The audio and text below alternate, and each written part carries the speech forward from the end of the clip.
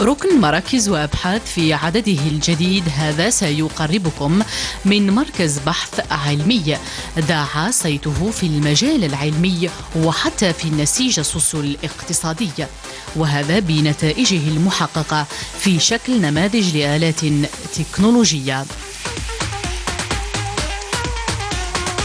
فعندما نقول طائرة بدون طيار يتبادر إلى أذهاننا مباشرة مركز البحث في التكنولوجيات الصناعية، باعتباره الهيئة الوحيدة في الجزائر التي احتكرت هذا المجال وأبدعت. Dans cette plateforme, nous avons principalement des projets de développement technologique concernant le domaine de l'aéronautique, tels que les réalisations des drones. Donc nous avons deux types de drones, les drones à multirotor, que nous avons jusqu'à maintenant réalisé 3 projets, et les drones à aile fixe, que nous sommes à notre 4e drone qui est le ML4. Donc c'est un drone lancé à main, c'est notre dernier projet. تعد المحطة التكنولوجية المتواجدة ببوسماعيل والتابعة لذات المركز النواة الأساسية لإنتاج طائرة بدون طيار في عدة نماذج وبأحجام مختلفة والموجهة لاستعمالات متعددة. الوصول إلى النتائج المحققة كما نرى في الصورة يمر بعدة مراحل: الدراسة القبلية والبعدية، التصميم، النمذجة وغيرها. La première étape, c'est le cahier de charge. Après avoir établi un cahier de charge, on doit établir une base de données.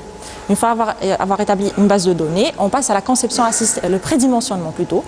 Ensuite, après le prédimensionnement, on passe par la conception assistée par ordinateur, où on définit toutes les dimensions, tout le dimensionnement du drone. Après ça, on va passer à la génération du G-code, là où on fait la découpe au niveau de la machine de découpe, qui a été conçue, c'est-à-dire au niveau de notre plateforme.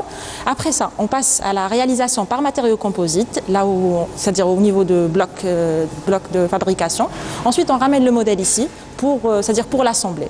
Une fois la partie assemblage est terminée, on procède à certains tests de confirmation, c'est-à-dire de mesure, etc. avec notre bras de mesure. À la fin, c'est-à-dire on passe à l'étape on passe à l'avionique, le système embarqué, on installe tous les instruments et il sera prêt pour le test de vol. تعد الورشة الميكانيكية أهم مرحلة لنمذجة للوصول إلى هيكل مبدئي. Elle est constituée principalement d'un bloc aéronautique où on trouve 2 laboratoires. Un laboratoire d'avionique ou de système embarqué et un autre laboratoire de réalisation de structures composites. Où on a aussi une salle pour finaliser les travaux de prototype de développement technologique. C'est la salle de réalisation. Nous avons aussi un atelier de fabrication et structure, c'est un atelier à l'échelle industrielle qui se compose de 4 zones. Donc une zone de soudage pour l'apprentissage de soudage et réalisation des soudures, une zone de fabrication mécanique, tout ce qui est pièces mécaniques, l'usinage, une zone de contrôle non destructif qui sert surtout à l'apprentissage des méthodes de contrôle non destructif. مرحلة المخبر جد مهمة. هنا يقوم بلال بتفقد الطائرة، تفقد الأجهزة الإلكترونية المركبة، وكذا مدى توفرها لمعايير السلامة بالدرجة الأولى، وكذا مدى جاهزيتها للتحليق بالدرجة الثانية.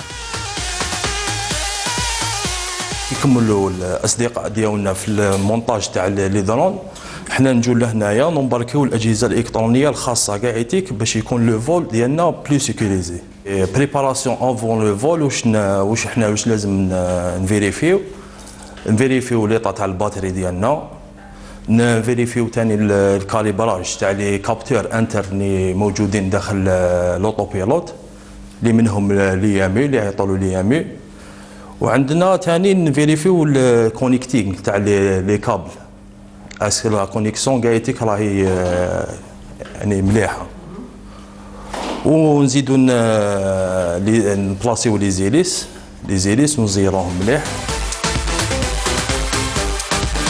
بعد عملية تحليق ميدانيا لطائرة بدون طيار، تسجل النتائج في هذه المحطة الأرضية والمزودة ببرامج حاسوبية خاصة لمسح الصور لتترجم بعد ذلك تلك المعطيات الملتقطة في شكل صور. لا ريكوبيراسيون دي دوني يكون على مستوى المحطة الأرضية. تما اللي نقدروا نريكيبيريو لا فيديو من يعني الميموار انترن تاع الكاميرا، ولا لي دوني دو فول مثل يعني لي كوردوني جي بي اس، وعندك لا ديستونس يعني اللي تكون بيننا وبين لو درون، ويعني كاين عدة معطيات. مركز البحث في التكنولوجيات الصناعية بمعية محطته التكنولوجية يقدم خدمات في المجال للشركاء الاقتصاديين وحتى لبعض المؤسسات الحكومية. Nous avons aussi fait des projets de réalisation de drones pour le secteur socio-économique. Donc, on va travailler avec des grandes sociétés nationales dans le domaine, par exemple, Sonalgas, pour l'inspection des pylônes et des lignes électriques, pour l'inspection des champs pétroliers, etc. Nous sommes en train de réaliser un octocoptère dédié à le domaine de l'agriculture, pour la pulvérisation des pesticides, contrôle des terrains agricoles, etc. معرفة، خدمة مقدمة لفائدة الصناعة، شعار يرفعه مركز البحث في التكنولوجيات الصناعية ليبقى هذا الأخير مفخرة لقطاع التعليم العالي والبحث العلمي.